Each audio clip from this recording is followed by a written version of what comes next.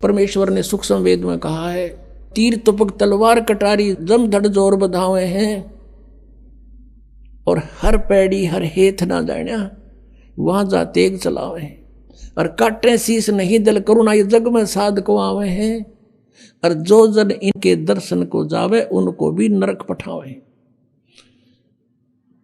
कहते हर पैड़ी, हर की पैड़ी कहे भगवान के प्रति कोई दया नहीं और आपस में कत्लेआम कर रहे हैं, और काटे शीस नहीं दल करुणा, ये जग में साधु को आवे महात्मा। और कहते इनके तो दर्शन भी कोई करने जाए ना उसने भी नरक पठावे। हमने आसपास देखा गाँव में, हमारे गांव में नाथों का डेरा था एक, अब भी है, तो जो भी उनके संपर्क मानता उन्हें पहले सुल्फा प्याण सिखाते, उसको एक चलम सी रखा दे मिट्टी की इतनी सुल्फा भरकर टन कर देते, फिर वो चोरी करता क्योंकि आदि बन जाता, घर क्या तो लुकमा लाता दाने लाता, उन्हें सुल्फा पीना डेली। तो नो बिगाड़ दिए, कहते इनके दर्शन जाओ उन भी नरक भेज दें, ये काहे कि भक्ति कराओगे करेंगे। अब धर्मदास इन बातों न सुन के बहुत प्रभावित हुआ। पुण्यात्माओं,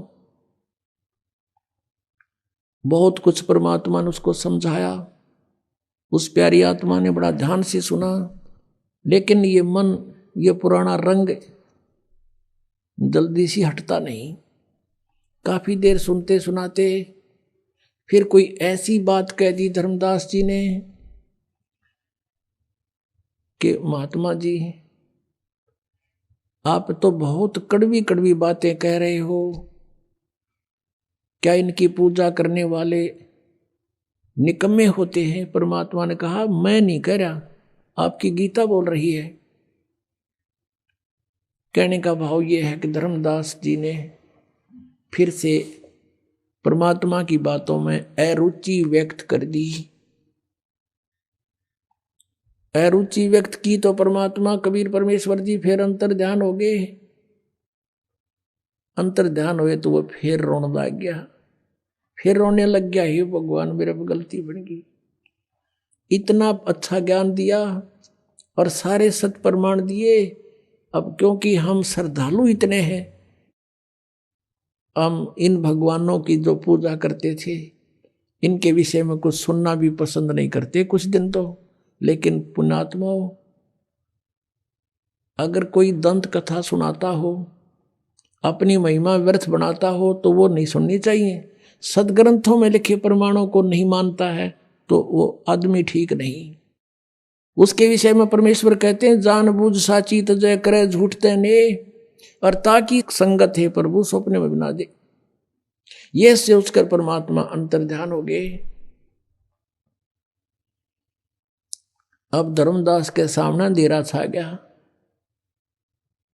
और पुण्यात्माओं, जिस परमात्मा को सर्व सुखदायी बताया जाता है, वो परमात्मा जहां प्रकट हो जाता है 100 किलोमीटर में तो कम से कम शांति हो जाती है।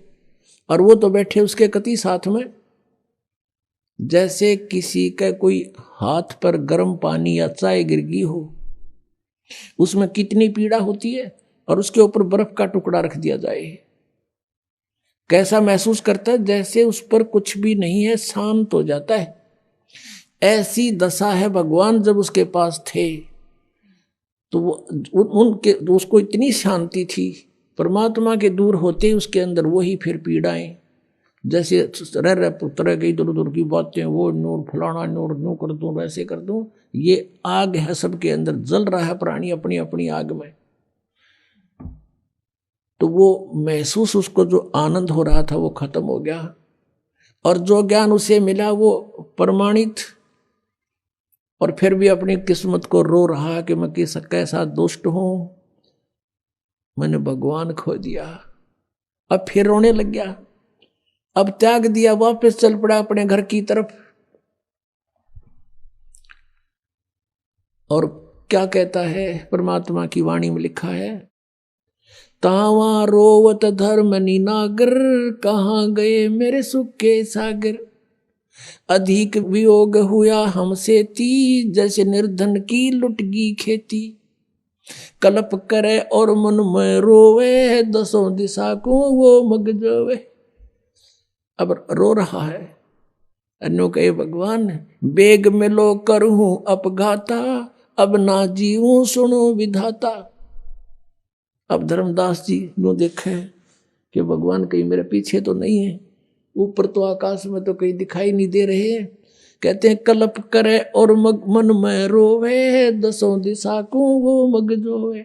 चारों तरफ देख रहा हूं, दसों दिशा को, ऊपर को नीचे को। और कहता बेग में लो कर हूं अपघाता, मैं ना जीऊं सुनो विधाता। हे परमात्मा जल्दी दर्शन दे दो, अब मैं जीऊंगा नहीं मैं आत्महत्या करूंगा। रोता हुआ घर पे आ गया। उसकी पत्नी ने सोचा भगत क्यों रो रहा है, क्या बात होगी इसको। अब बोल नहीं पा रहा, इतना बुरी तरह रो रहा। कहां से, मथुरा से रोने लगा था, बांधवगढ़ पहुंच गया एमपी में, 800 किलोमीटर।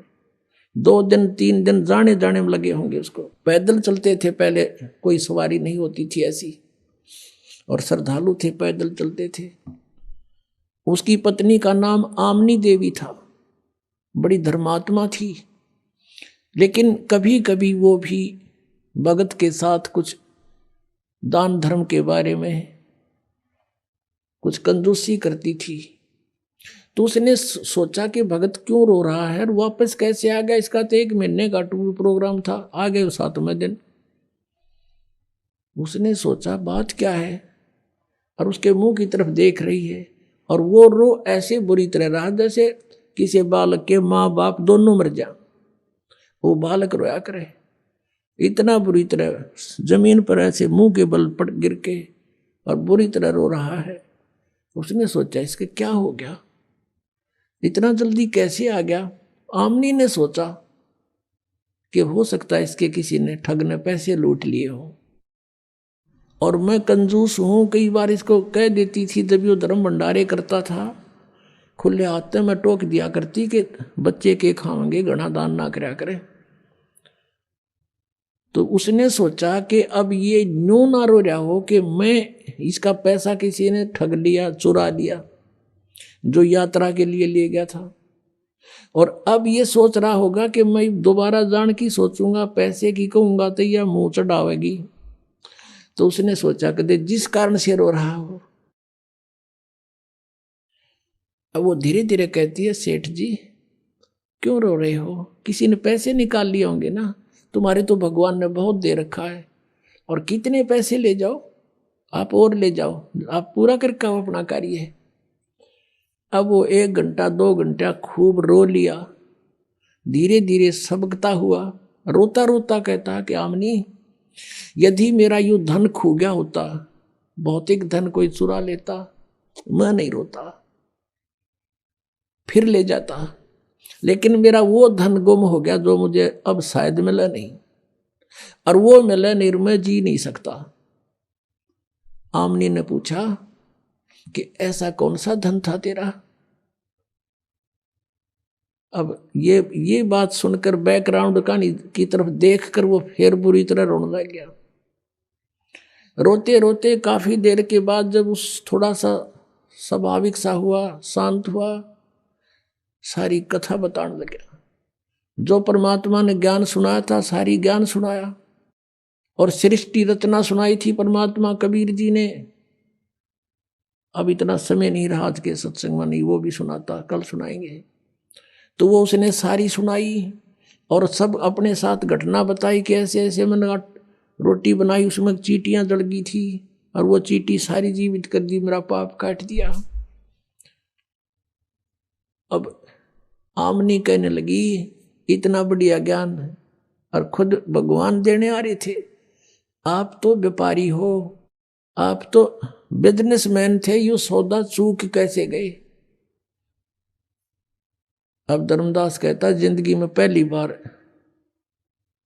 मैं आ रहा हूं सौदे में, आज तक हार का मुंह नहीं देखा था, अब के मैं चूक गया अपना सौदा। और ये घाटा मुझे शायद इस जीवन में पूरा नहीं होगा और मैं जी नहीं सकता।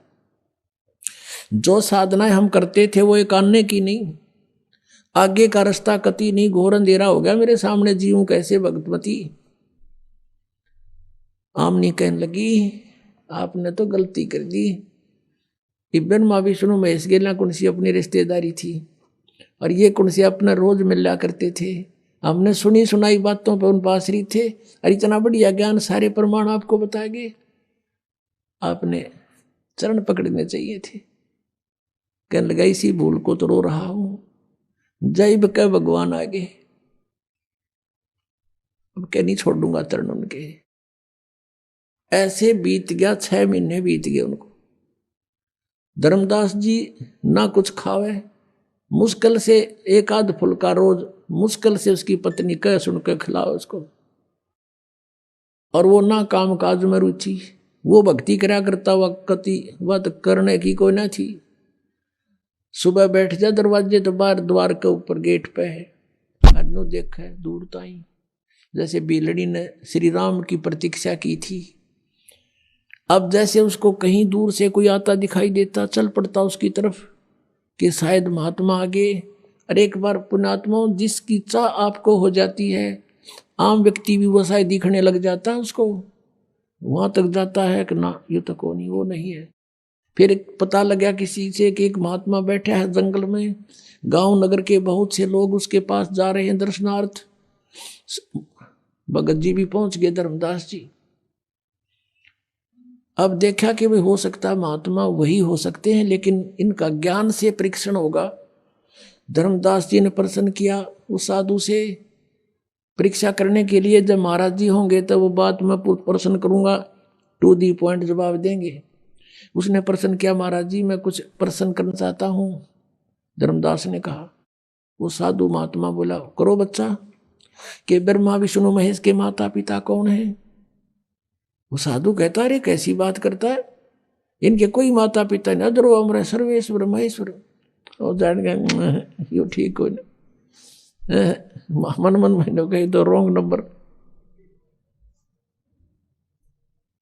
उठ का आ गया। ऐसे 6 महीने बीत गए। फिर परमात्मा ने उसकी पत्नी में प्रेरणा की। उसकी पत्नी ने कहा कि मार भगत आपका तो वेट भी आधा रह गया, अरे ऐसे तो आप मर जाओगे। भगवान ने जब विछड़े आपसे कुछ तो कहा होगा, भी कैसे मिले वो। उन्होंने कहा कि वो कहते हैं कि जहां धार्मिक भंडारे होते हैं, यज्ञ होते हैं, साधना करते हैं, जो भगत इकट्ठे होते हैं तो कोई भंडारा करता है तो मैं अवश्य जाता हूं और उनको ज्ञान चर्चा करते हैं परमात्मा। जैसे आपने ऋग्वेद मंडल नंबर 9 और सूक्त नंबर 86 के मंत्र 26-27 में पढ़ा कि वो परमात्मा हमारे यज्ञों में, धार्मिक यज्ञों में बिजली अत्यधिक गतिशील पदार्थ के समान आकर प्राप्त होते हैं, गुप्त रूप में आकर बैठ जाते हैं वहां पर। और वही परमात्मा ने कहा कि ऐसे धर्म भंडारे होते हैं, धार्मिक यज्ञ होती हैं, वहां अवश्य जाता हूं, क्योंकि वहां मेला भरता है, भक्तों को बैठा के समझाते हैं, चर्चा करते हैं गुप्त रूप में। तो आमनी ने कहा कि आप भंडारा कर दो।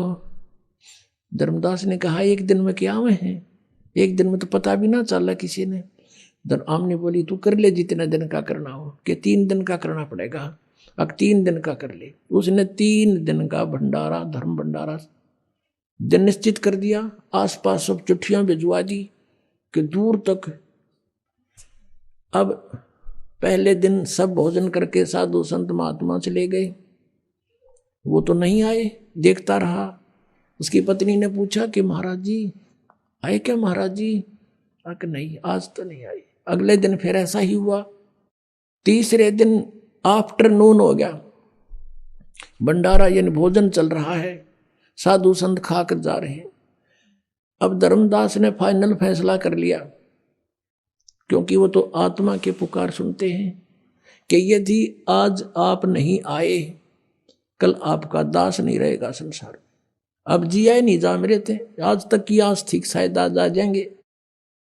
अंतर वो तो कहते हैं चिट्ठी पायल बाजे पैर, साहिब सुनता है सब लहर। अंतर्यामी सारी जानते हैं। उन्होंने देख लिया कि आज भगत मरेगा, अब नहीं जीवेगा, क्योंकि फाइनल फैसला था उसका कि ये भंडारा पूरा हुआ और मैं आत्मघात करा। तो फिर कहते हैं बेग मिलो कर हूं अपघाता, मैं ना जीऊं सुनो विधाता। उसी समय जब रहे ना 10-20 भगत 50-60 भोजन खा रहे थे महात्मा, ये उसे महात्मा जिसे बताए थे आप ताई। तो उसी समय एक कदम का पेड़ था लगभग 200 फुट की दूरी पर, जहां भंडारा चल रहा था। वहां आकर उसी जिंदे वाले महात्मा के रूप में वहां पर बैठ के आके धर्मदास की, वैसे वो देख तो रहा था ऐसे ऐसे पल पल में, जब नंग आ गई हक वो बैठे महाराज जी थे नंगे पैरा नो दौड़ के नो देखा जानते कति नो वो एक चरणा नो सीने लाग गए, न चपट गए, जो कर बालक अपने माता पिता के चिपक जाता है। अन्य देखे अन्यों कहे भगवान इनका छोड़ के ना जाइयो, ये परमात्मा अब का जो कहोगे सारी सुनूंगा। तब परमेश्वर ने कहा धर्मदास इन पहले फारग कर नकलिया ने, फिर बतलावांगे आपस में। अगना जी इब के ना जाइए, अगना ही बच्चा नहीं जाऊंगा, विश्वास कर मेरा। अब वो एक कदम एक बार दन्यू देखे, फिर उन तो डगाने थे वो फटाफट करके फारेगे और परमात्मा को कहा आपके दास की कुटिया आ जाओ यहाँ पर थोड़ी देर अंदर बतलावांगे। अंदर ले गया भगवान को, जैसा भी बैठने को साधन दिया, अपनी पत्नी से बुलाया कि आजा भाग जा भाग गया आमनी मेरा धन पा गया, मेरा धन पा गया। दोनों एक एक पैर पकड़ कर बैठ गए। तब आमनी ने कहा कि भगवान आपका बच्चा ये तो बहुत नर्म आत्मा का है, इसको तो मैं सांत्वना देती रही ना पहले मर लेता।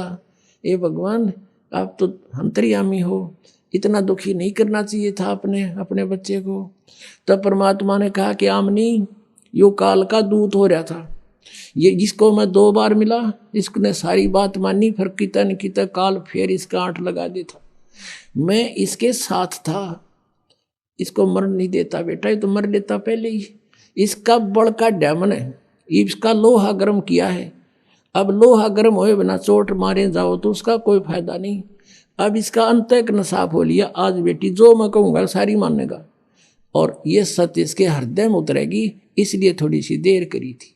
तो पुण्यात्माओं ये वो समर्थ है, कहते हैं जो जन मेरी शरण है ताका हूँ मैं दास, और गेल गेल लाग गया फिर जब लग धरती आकाश। फिर सारी कथा सुनाई, दोबारा से कई दिन रुके, उनको खूब ज्ञान समझाया, दोनों ने उपदेश लिया। परमात्मा ने तो गवाह बनाना था उनको, धर्मदास की आत्मा को। परमात्मा तो चले गए, उस चले गए भी मैं अब जाता हूँ फिर आऊँगा। कुछ दिन के बाद एकदम धर्मदास जी को दर्शन दे रहे ओनली, और कहा धर्मदास चल तुझे मैं अपना सतलोक दिखाता हूँ। पहले धर्मदास ने प्रार्थना की थी पहले कई बार, ले चल आज तुझे अपना स्थान दिखाता हूँ। सतलोक लेके गए धर्मदास को, आत्म शरीर वहीं पड़ा है, अचेत पड़ा है। 3 दिन हो गए, रिश्तेदार इकट्ठे हो गए, गाँव के इकट्ठे हो गए, नगर के लोग आने लगे। क्या हो गया कि पता नहीं क्या बीमारी होगी, बेहोश पड़ा है, कोमा में चला गया। तीसरे दिन परमात्मा ने सब कुछ ऊपर दिखाया, सारा सतलोक दिखाया, वहाँ की सतीथि दिखाई, वहाँ की जो रहते हैं हंस लोग, वहाँ की दुनिया दिखाई सतलोक की, कि यहाँ कभी बुढ़ापा नहीं आता, यहाँ कोई दुख नहीं होता, यहाँ मृत्यु नहीं होती, तुम यहाँ रहते थे और अपनी गलती से तुम चले गए। अब धर्मदास कहता है भगवान मुझे यहीं रख लो, अब वापस ना भेजो प्रभु, मुझे यहीं रख लो, मत भेजो महाराज काल की नगरी है, मोहे राख लियो महाराज काल की नगरी है, मोहे मत भेजो महाराज हमसे बिगड़ी है। वहां जाके पता चलता है कि सचमुच हमने जुल्म किया, यहां से गए किस कारण से गए, और रो है बहुत बुरा हाल कर दिया भगवान, वापस ना भेजो तो बहुत बूढ़ी स्थान है। तो परमात्मा ने कहा तो जा बेटा, यहां ऐसे नहीं आया जाता, न तो मैं सारे ले आऊं एक बार, तुम अपनी मर्जी से गए हो, अपनी इच्छा से वापस आओगे और इतने ही धनी बनकर आओगे जितने धनी यहां से बनकर गए थे।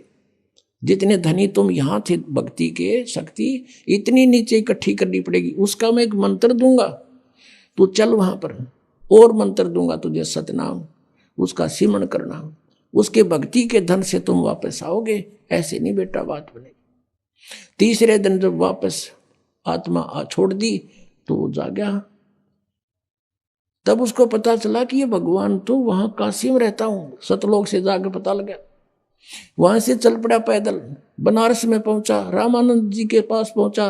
वहां से पता चला कि कबीर मेरा शिष्य है लेकिन मेरा गुरु भी है। तब मालिक से वहां मिले, फिर कहा कि हे भगवान, आपने मेरी आंखें खोल दी परमात्मा, दीक्षा दो अब दोबारा। नए सिरे तो मालिक ने उपदेश दिया, सतनाम दिया, उसकी मोक्ष किया, सार नाम दिया और उसका कल्याण किया। बोलो सतगुरुदेव की जय हो। परम पिता परमात्मा पूर्ण ब्रह्म सर्व सृष्टि रचनहार सर्वे उत्पादक प्रभु, ये परम पूज्य कबीर परमेश्वर जी, ये हम सभी आत्माओं के जनक हैं, यही हमारे मालिक हैं। हम अपनी गलती के कारण हम यहां काल के जाल में फंस गए और हम ऐसे लोक में पहुंच गए हैं कि यहां जीव सुखी नहीं हो सकता। यहां सुख नाम की चीज नहीं। परमेश्वर पूर्ण ब्रह्म परम अक्षर ब्रह्म कबीर देव जी, कबीर साहब जी, जो बनारस में काशी में एक जुल्हे की भूमिका करके 120 वर्ष तक इस धरातल पर रहे, एक जनसाधारण की लीला करते हैं। ये परमात्मा 3 सतिथि में सर्व ब्रह्मांडों की सतिथि को संभालते हैं। जैसे परमेश्वर का एक बहुत तेजो में स्वरूप है, वो सतलोक के अंदर विराजमान है और बहुत बड़ा गुमज है, बहुत सुंदर एक जैसे मंदिर नुमा एक परमात्मा का स्थान है। उसके बीच में परमात्मा का सिंहासन है, तख्त है, और वहां परमेश्वर कबीर देव जी जो हमारे सदृश हैं, मनुष्य सदृश है, उनका शरीर, उनके एक रोमकूप में करोड़ सूर्य करोड़ चंद्रमा, दोनों की मिली जुली रोशनी भी परमेश्वर के एक रोमकूप की रोशनी से फीकी रहती है। इतना तेजो में शरीर है उस परमेश्वर का। और फिर जब वो परमात्मा हमारे को यह सद्बुद्धि देने आते हैं, यथार्थ ज्ञान बताने आते हैं, तब अपना अन्य रूप धारण करते हैं। उस रूप में तो वहीं रहते हैं, एक अन्य रूप धारण करते हैं हल्के तेज पुंज का। यदि वो परमात्मा उसी तेजों में शरीर युक्त यहां आ जावें तो हमारी आंखें बंद हो जावें, जैसे उल्लू सूर्य को नहीं देख सकता। ठीक इसी प्रकार हमारी ये चरम दृष्टि परमात्मा के उस नूरी शरीर के प्रकाश को, उस नूर को नहीं देख सकती, सहन नहीं कर सकती। इसलिए परमात्मा हल्के तेज पुंज का अपने शरीर को सरल करता हुआ, हल्का करता हुआ और यहां आते हैं। और यहां आने की उनकी 2 स्थिति है। एक तो एक युग में वो पूरा जीवन जीते हैं जैसे एक जन साधारण का जन्म होता है। जैसे एक बच्चा उत्पन्न होता है, धीरे धीरे बड़ा होता है, फिर अपने रोजगार में लग जाता है, एक गृहस्थी चलाता है, ऐसे फिर वो चला जाता है, वृद्ध होता है। एक ऐसी भूमिका प्रत्येक युग में परमात्मा करते हैं। वो जन्म नहीं लेते क्योंकि वो भगवान है। वो एक शिशु रूप धारण करके छोटे बालक का और तालाब के अंदर कमल के फूल पर विराजमान होते हैं। इसलिए परमात्मा को नारायण कहा गया है। नारायण माने जल के ऊपर विराजमान होने वाला। तो वो परमात्मा एक लीला करते हैं। वहां से पूर्व के जो संस्कारी हंस होते हैं, बहुत अच्छी आत्मा होती हैं, उनको वो प्राप्त होते हैं और फिर लीलामय तरीके से वो धीरे धीरे बड़े होने लगते हैं। वो कोई भी जलपान नहीं करते। फिर कुंवारी गायें दूध देती है परमात्मा के आशीर्वाद से। कुंवारी गायों के दूध से उस बालक रूपधारी परमात्मा की परवरिश की लीला होती है। फिर वो बड़े होते हैं तो अपने तत्व ज्ञान का प्रचार करते हैं। ये परमात्मा की दूसरी सतिथि है। और तीसरी सतिथि अर्थात यहां आने वाली दूसरी सतिथि, वो कभी भी किसी समय प्रकट हो जाते हैं। जैसे एक मेहमान आता है, अतिथि आता है। अतिथि का अर्थ होता है जिसके आने की तिथि पूर्व निर्धारित ना हो, कभी भी आ जावे। तो कबीर परमेश्वर, वो पूर्ण ब्रह्म, परम अक्षर ब्रह्म, कभी भी कहीं पर भी एक साधु रूप बनाकर कुछ दिन कहीं रह करके कुछ पुण्यात्माओं का उद्धार कर देते हैं और अच्छी आत्मा को मिलते हैं। ये उस परमात्मा की तीसरी स्थिति है, अतिथि रूप में आने की। जैसे यजुर्वेद अध्याय नंबर 5 के मंत्र नंबर 1 में दोनों स्थिति बताई हैं। अग्नि तनुरसी, अग्नि माने परमेश्वर, परमेश्वर का तेजो में शरीर है, इसलिए परमात्मा को अग्नि नाम से उपमा दी गई है। अग्नि माने है तेजो में स्वरूप, तेजो में परमेश्वर। अग्नि तनुरसी है परमेश्वर, आपका शरीर है, आप सह शरीर हैं, आपका बहुत सुंदर शरीर है। विष्णवे तवा सोमस्य तनुरसी, तवा माने उस परमेश्वर का, विष्णवे माने सबका धारण पोषण करने के लिए, तवा माने उस, विष्णवे माने सबका धारण पोषण करने के लिए। अमर पुरुष का, सोमस्य अमर पुरुष का शरीर है। विष्णवे तवा सोमस्य तनुरसी, तनुअसी। तो उस परमात्मा का सबका धारण पोषण करने के लिए भी शरीर है। श्रीमद् भगवत गीता अध्याय नंबर 15 के श्लोक नंबर 1 से 4 में उल्टे लटके हुए संसार रूपी वृक्ष की स्थिति बताई है कि इस संसार को ऐसा जानो जैसे उल्टा लटका हुआ वृक्ष हो, जिसकी जड़ ऊपर न हो और तीनों शाखा, रजगुण ब्रह्मा सदगुण विष्णु तम गुण शिव जी, ये शाखा नीचे को हो। और इस संसार रूपी वृक्ष के सभी विभागों को तत्वदर्शी संत ही बता सकता है। जो उसके सभी विभाग बताता है वो तत्वदर्शी संत है। उस तत्वदर्शी संत की प्राप्ति के उपरांत तत्व ज्ञान रूपी शस्त्र के द्वारा इस अज्ञान को काटकर, अर्थात इस तत्व ज्ञान को समझकर उसके पश्चात परमेश्वर के उस परम पद की खोज करनी चाहिए, जहां जाने के बाद साधक फिर लौटकर संसार में नहीं आते। गीता जी अध्याय नंबर 15 के श्लोक नंबर 16-17 में 3 पुरुष बताए हैं, 3 प्रभु, एक सरपुरुष, एक अक्षर पुरुष। सरपुरुष ये 21 ब्रह्मांड का स्वामी है, इसको ब्रह्म भी कहते हैं, सरब्रह्म भी कहते हैं, सरपुरुष भी कहते हैं।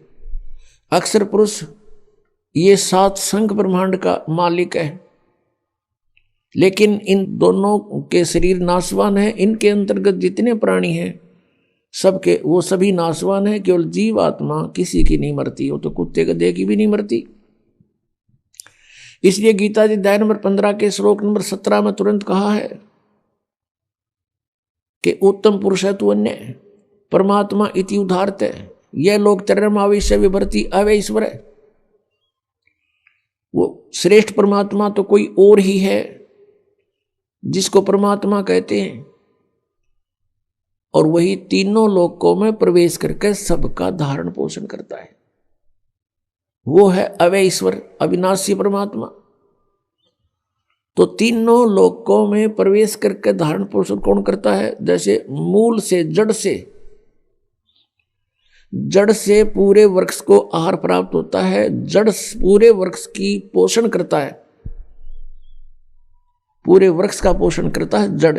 अब जड़ रूपी भगवान वो परम दिव्य पुरुष है, परम अक्षर ब्रह्म है, तो वो कबीर देव है। ये वो कबीर देव है जो बनारस में काशी में आए थे और दानक की भूमिका किया करते थे।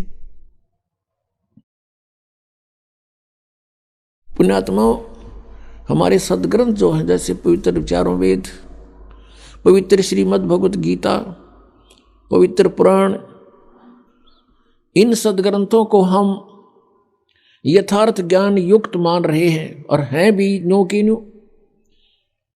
और जो इनके अंदर लिखा है वो सत्य है।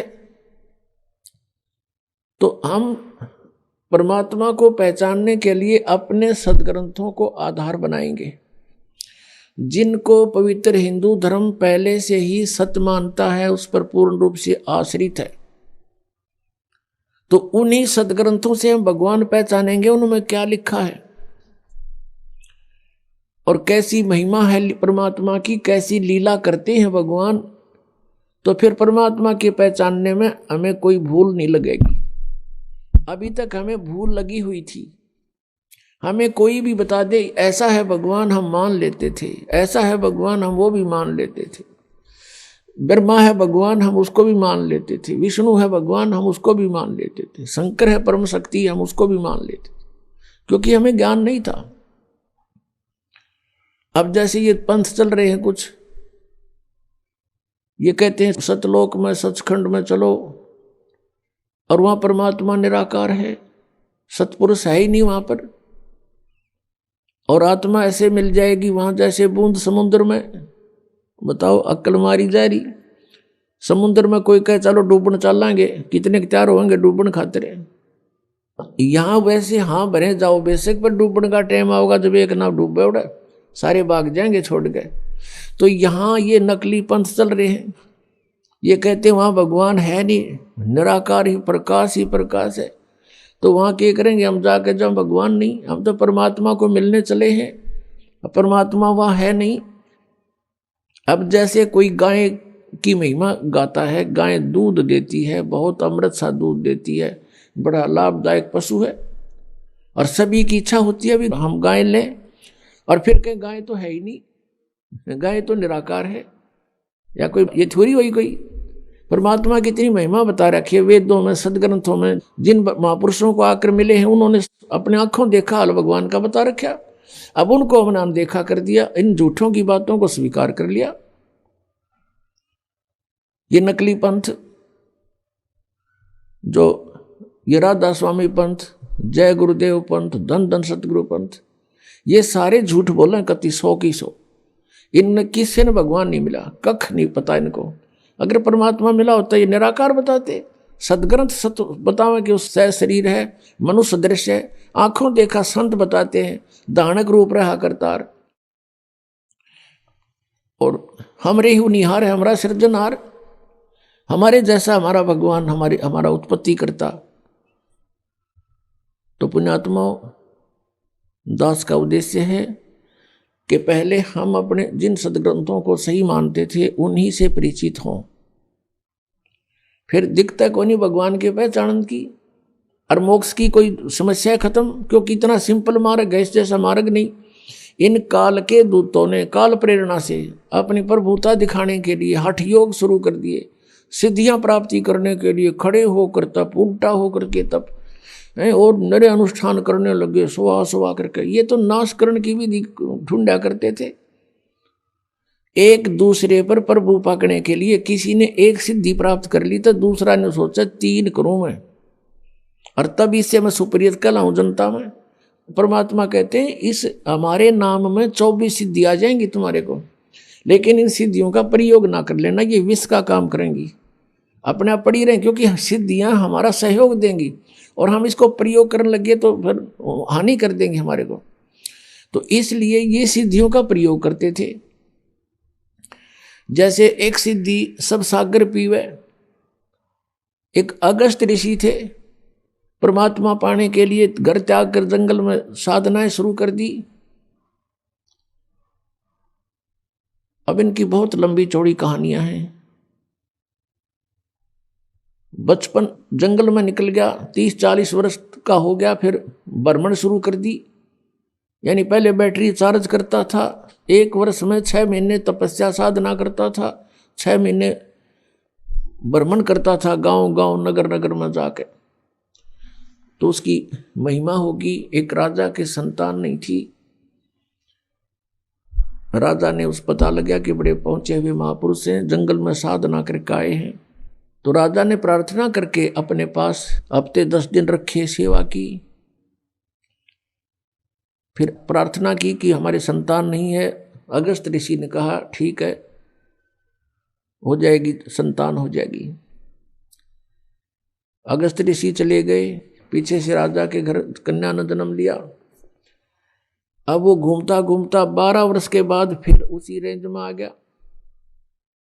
6 महीने साधना करता था, 6 महीने ऐसे जंगल में गांव गांव नगर नगर में घूमता था। तो 12 वर्ष के बाद उसी साइड का नंबर आ गया। राजा को पता चला कि वो महापुरुष आ रहे हैं, अगस्त ऋषि। राजा ने अपने नगर की सीमा पर से लेकर वहां तक फूल बिछा दिए और खूब जय जयकार करवा दी, सब खड़े कर दिए नागरिक, आओ भगत के लिए। और साथ में अपनी कन्या को साथ लेकर गए। 12 वर्ष की कन्या पहले बहुत अच्छी तगड़ी हो जाती थी। तो वहां जाकर के कहा कि भगवान आपकी दया से मुझे एक पुत्री प्राप्त हुई है, आपके आशीर्वाद से मैं आपका आभारी हूँ। अगस्त ऋषि बड़ा खुश हुआ और प्रार्थना की कि महाराज हमारे यहाँ कुछ दिन रुको। पहले तो कह रहा था कि नहीं नहीं, मैं 1 दिन से ज़्यादा कहीं नहीं रुकता हूँ। फिर उसने कहा, जाकर जब बताया कि ऐसे ऐसे आपकी कृपा से मैं पुत्री प्राप्त हुई, हम चाहते हैं आपकी कुछ सेवा करें और हमारा मन खुश होगा।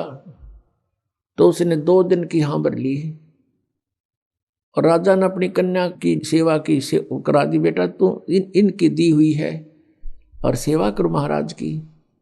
अब धीरे धीरे वो महाराज जुड़ा 7 दिन डटा।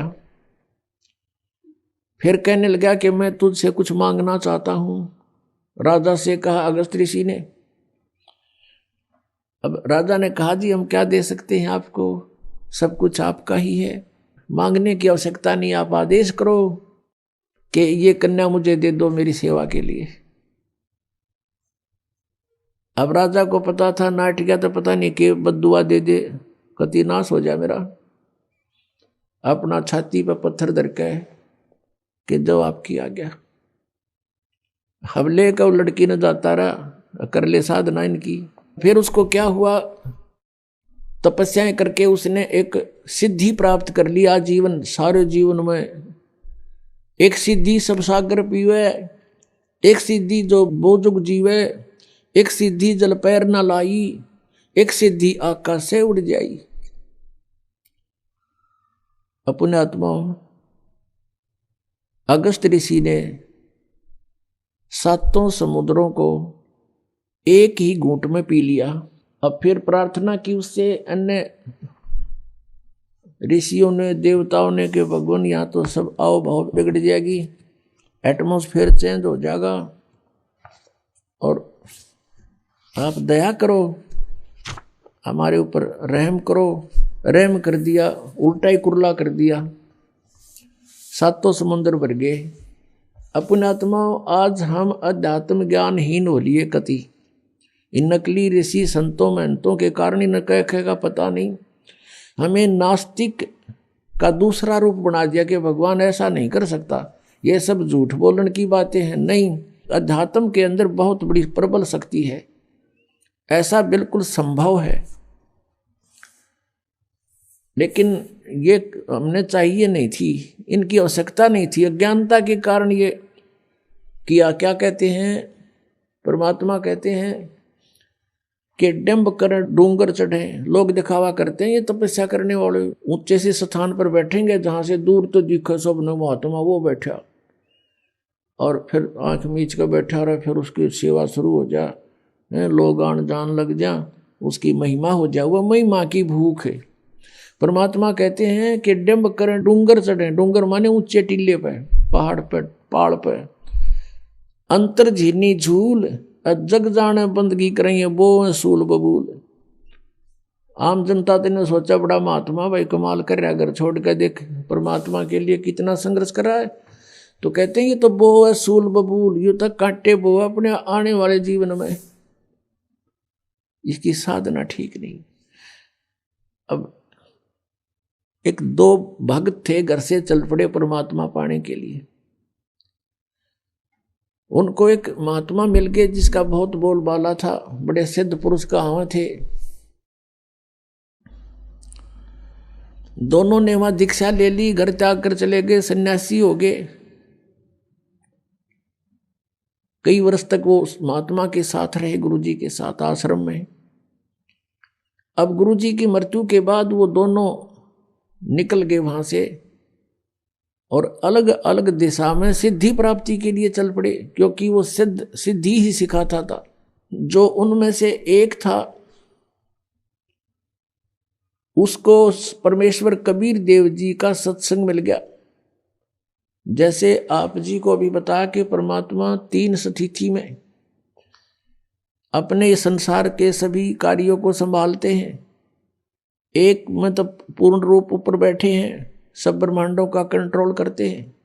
अन्य रूप जैसे प्रत्येक युग में एक जीवन ऐसा करके जाते हैं, बच्चे के रूप में प्रकट होते हैं, जन्म नहीं लेते। वो सह शरीर आते हैं, सह शरीर चली जाते हैं। 120 वर्ष रहे थे कलयुग में और सब अपना ज्ञान प्रचार करके अपनी अमृत वाणी लिपिबद्ध करवा के अपना ज्ञान सारा सुख संवेद दे करके चले गए थे, सह शरीर गए थे।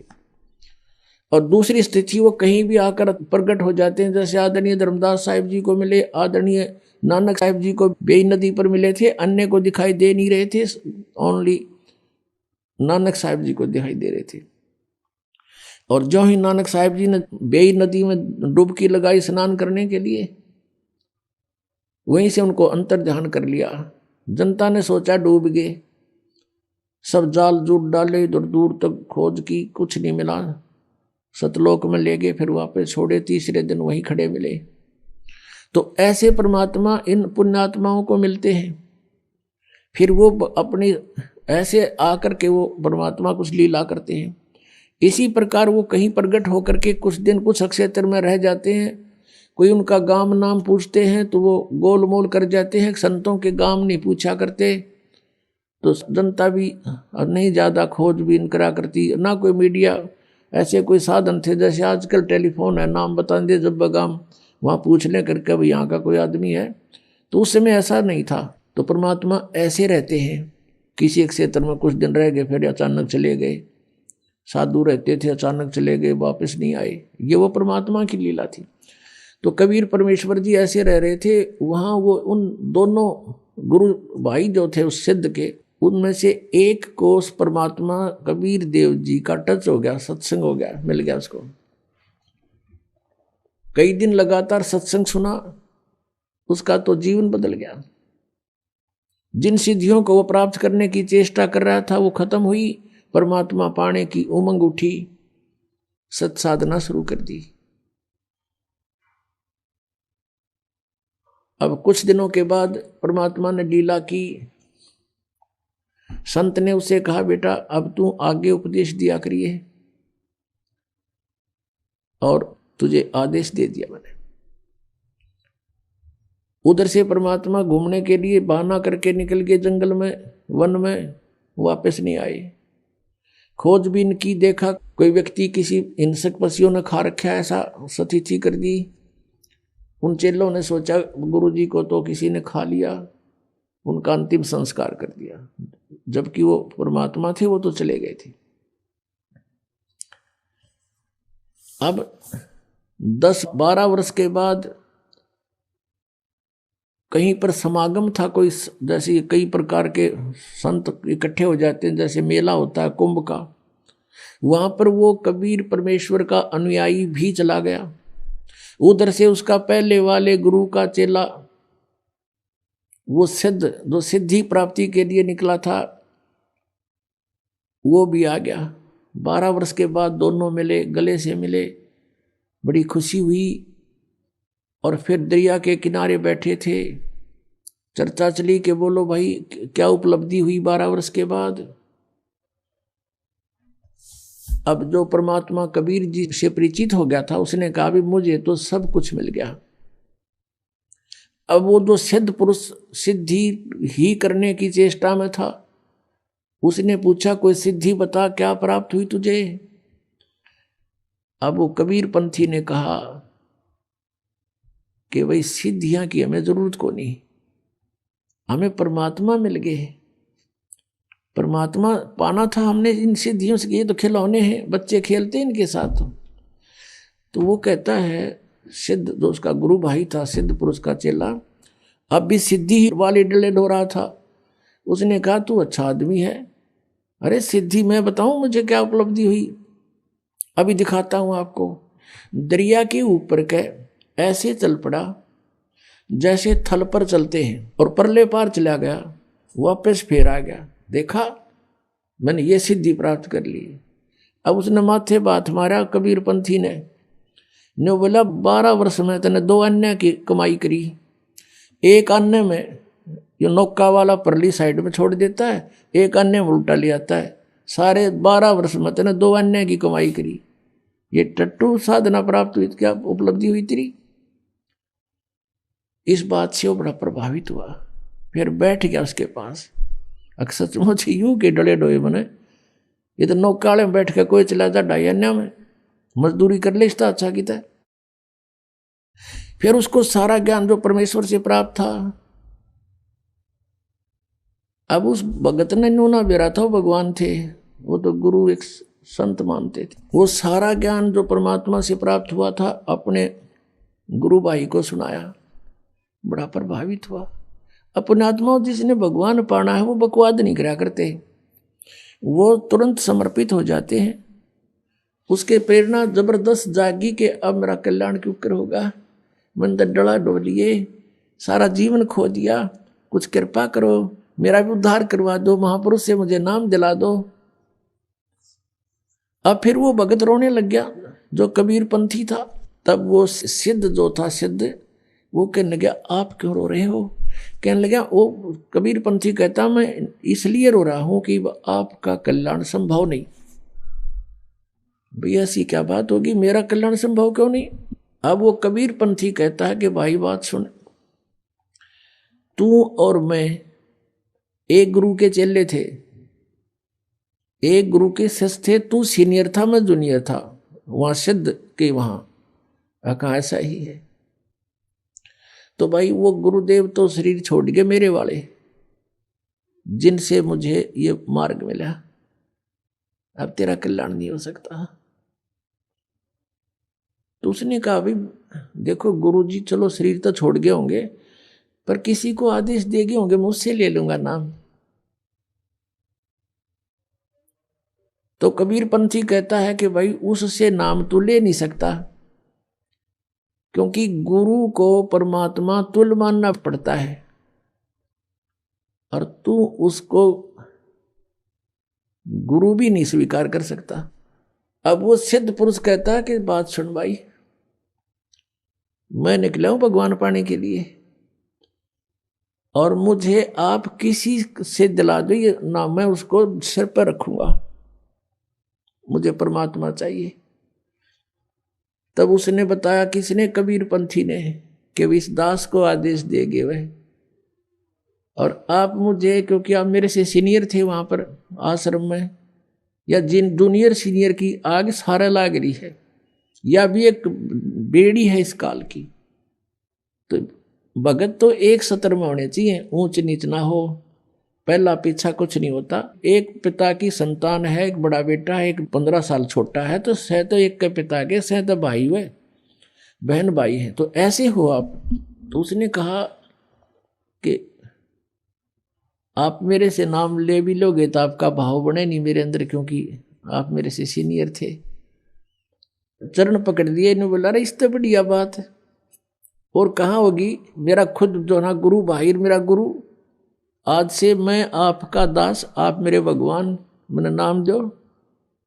तो नाम दे दिया, दीक्षा दी, और दोनों का अपना उन्होंने खूब जैसी साधना की, खूब बढ़िया कल्याण मार्ग पर चले। अब क्या बताते हैं परमात्मा, शब्द महल में सिद्ध 24, हंस बिछोड़े बिसवे 20। अब जिनके पास सिद्धि हो जाती है वो प्रभु पाक जाते हैं, सैकड़ों आदमी प्रशंसक हो जाते हैं। उस महाराज ने यूं कर दिया, उस महाराज ने यूं कर दिया, उसका नाश कर दिया, वहां बैठे ने आग लगा दी, यही से काम करा करते। अब क्या बताते हैं, शब्द महल में सिद्ध 24, हंस बिछोड़े बिसवे 20। अब प्रभु पाक गया, लाखों लोग हजारों लोग प्रशंसक हो गए, वो फिर भगवान बन जाता है। तो वो भगवान बन गया तो भगवान तो एक कह रहेगा, दूसरा बन ही नहीं सकता, तो परमात्मा दूर हो जाता है। कहते हैं ये सिद्धियां जो आपके अंदर मान बढ़ाई पैदा कर देती हैं, भगवान से दूर कर देती है, हंस को बिछोड़ देती है, बिछुड़ जाता है भगवान से, दूर चला जाता है। शब्द महल में सिद्ध 24, हंस बिछोड़े बिसवे 20। बिसवे 20 माने कति पक्कम पक्का, 100% जीव का नाश करती है, भगवान से दूर कर देती है। ये सिद्धियां की जो 14 है। एक सिद्धि सुर देव मिलावे, एक सिद्धि मन वृत्ति बतावे, एक सिद्धि हो पौन स्वरूपी, एक सिद्धि होवे अनुरूपी, एक सिद्धि निस्वासर जागे, एक सिद्धि सेवक हो आगे, एक सिद्धि सुरगापुर ध्यावे, एक सिद्धि सब घट छावे, एक सिद्धि सब सागर पीवे, एक सिद्धि जो बहुजुग जीवे, एक सिद्धि जो उड़े आकाशा, एक सिद्धि परलोक के बासा, एक सिद्धि कष्ट तन जारा, एक सिद्धि तन हंस निहारा, एक सिद्धि जल डूब न ला जाई, एक सिद्धि जल पैर न लाई, एक सिद्धि बहु चोले धारे, एक सिद्धि नीतत विचार, एक सिद्धि पांचों तत् नीरम, एक सिद्धि हो बजर शरीरम, एक सिद्धि पीवे नहीं खाई, एक सिद्धि जो गुप्त छुपाई, एक सिद्धि ब्रह्मांड चलावे, एक सिद्धि सब नाद मिलावे, एता खेल खिलारी खेले, सो हम हंसा प्रगट बेले, 24 को ना मन चावे, सो हंसा शब्द अतीत कहावे, प्रसिद्धि पूर्ण पटरानी, सतलोक की कहूँ निशानी, सतलोक सुख सागर पाया, सतगुरु भेद कबीर लखाया, परमहंस देखो परवाना, जन कहता दास गरीब दीवाना। अब क्या बताया है कि एक सिद्धि मन वृत्ति बतावे कि मन के अंदर आपने के सोच रखा है। तो हम कहते हैं ये सिद्धियां हमें इनकी आवश्यकता नहीं। एक सिद्धि निस्वासर जागे, एक सिद्धि सेवक हो आगे, एक सिद्धि दिन रात जागने की प्राप्त हो जाती है। और हम भक्ति अध्यात्म ज्ञान से इतने दूर हैं, अध्यात्म ज्ञानहीन हैं हम जरा से भी किसी संत या भक्त में ऊट पटांग सा देख लेते हैं, हम उसके साथ चिपक जाते हैं, प्रभावित हो जाते हैं। एक गांव है खेड़ी दमकन, गोहाना के पास, दास के वहाँ मामा जी हैं। तो वहां देखा, वहां कथा सुनी उनकी कि एक डेरा बना हुआ गीसा पंथियों का।